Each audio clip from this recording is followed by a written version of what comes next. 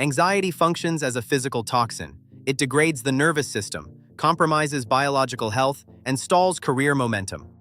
Dr. Alexis Carrel, a Nobel Prize-winning medical researcher, warned that business people who cannot fight anxiety face premature death. The body pays a specific measurable price for a spinning mind. To fight this, physician Sir William Osler modeled his mental defense on ocean liners. He realized a massive ship survives storms by sealing off its watertight compartments. He argued that the human mind must operate the same way, shutting the iron doors on the dead past and the unborn future to stay afloat today. Because anxiety actively destroys physical stamina, the first step to surviving a crisis is quarantine. You have to intentionally isolate your focus strictly to the current 24-hour cycle.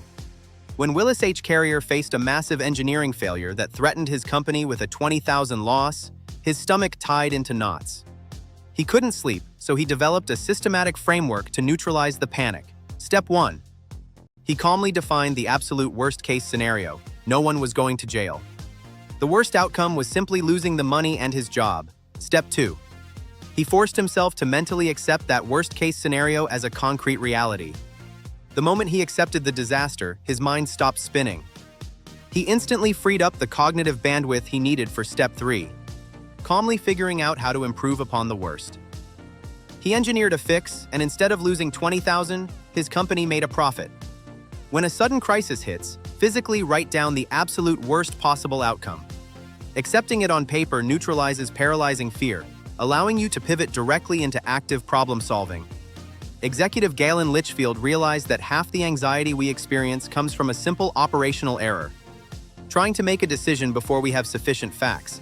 This animated diagram illustrates Litchfield's solution. A chaotic cloud of emotional data is funneled into a structured list by analyzing raw facts on paper. Once organized, you arrive at a decision and execute it immediately, never second-guessing. During World War II, a Chicago housewife found herself obsessing over the safety of her son in the military. She eventually neutralized that anxiety by taking on continuous demanding physical chores around her home. The human brain lacks the capacity to focus deeply on constructive physical work and destructive anxiety at the exact same time. One crowds out the other. Uncertainty is the engine that drives panic. Forcing yourself through a rigid sequence of logical decision-making and following it with immediate consuming physical action starves that engine of its fuel. This graph illustrates a plunging asset hitting a hard stop-loss barrier to halt ruin. We must apply this exact mechanism to our emotional energy. You enforce this boundary by cooperating with the inevitable. When a situation is beyond your control, accept it as concrete fact. You wouldn't waste physical energy trying to saw a pile of sawdust. Agonizing over unchangeable past events is the exact same drain on your resources. It produces nothing. The same logic applies to the tiny beetles of daily life, the minor insignificant annoyances that chew away at our patience. Left unchecked, obsessing over these small trifles compounds into a massive drain on your stamina. Your emotional capital is a finite resource. Setting strict stop-loss orders on what you allow yourself to care about is the only way to prevent emotional bankruptcy over events you cannot control.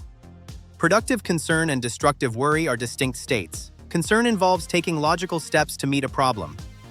Worry involves spinning in maddening futile circles. Walking in those circles carries a high physical cost. Fatigue acts as a physiological multiplier. It drastically lowers your resistance to fear and actively triggers spirals of anxiety. Winston Churchill and John D. Rockefeller both recognized this vulnerability. They treated rest as a form of active repair, taking deliberate naps during the workday. They rested before exhaustion had a chance to set in. Managing physical fatigue with micro-rests and clearing the visual clutter of unanswered papers from your workspace, access preventative medicine for the mind. The economist Roger Babson proved the value of perspective. When overwhelmed by modern stressors, he would read ancient history using the sheer scale of past societal collapses to shrink his current problems down to size. Professor William Lyon Phelps took a more physical route. He forced himself into intense games of tennis and golf, literally sweating the depressive looping thoughts out of his system.